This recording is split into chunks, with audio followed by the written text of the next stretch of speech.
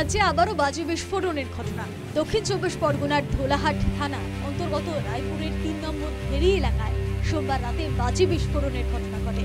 এরপরেও বাজি কারখানায় মজুদ রয়েছে বস্তা ভর্তি বাজি ও মশলা। ঘটনায় প্রশাসনের ভূমিকা নিয়ে প্রশ্ন উঠছে।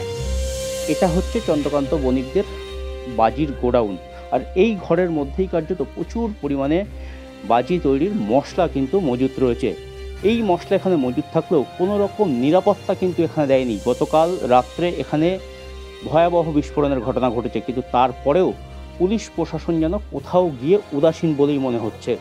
তার কারণ, যেখানে এত বড় একটা বিস্ফোরণের ঘটনা ঘটলো, যেখানে হাজার হাজার কুইন্টাল এখানে বাজির মশলা মজুদ রয়েছে, সেখানে পুলিশি নিরাপত্তা নেই কেন, তা নিয়েও কিন্তু প্রশ্ন উঠেছে।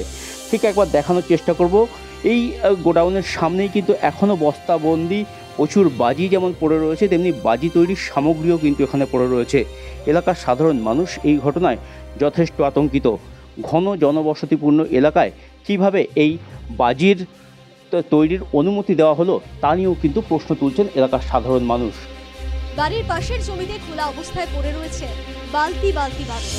ঘন জনবসতিপূর্ণ এলাকায় কিভাবে রমরমিয়ে বাজি কারখানা চলছিল, তা নিয়ে প্রশ্ন করেন স্থানীয়রা। ঠিক বাড়ির পাশেই পড়ে রয়েছে প্রচুর পরিমাণে বিস্ফোরক। এখানে প্রচুর পরিমাণে বারুদ পড়ে রয়েছে। বালতি বালতি বারুদ, বস্তা বস্তা বিস্ফোরক কিন্তু এখানে মজুত করা ছিল।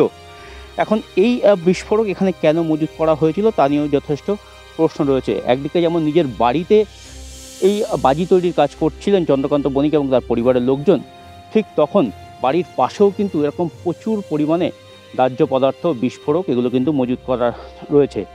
ঘন জনবসতিপূর্ণ এলাকায় কিভাবে এই ধরনের রমরমিয়ে বাজির ব্যবসা চলছিল, যেখানে প্রশাসনের কোনো রকম নজরদারি কেন ছিল না, তা নিয়ে কিন্তু ইতিমধ্যে প্রশ্ন উঠতে শুরু করেছে।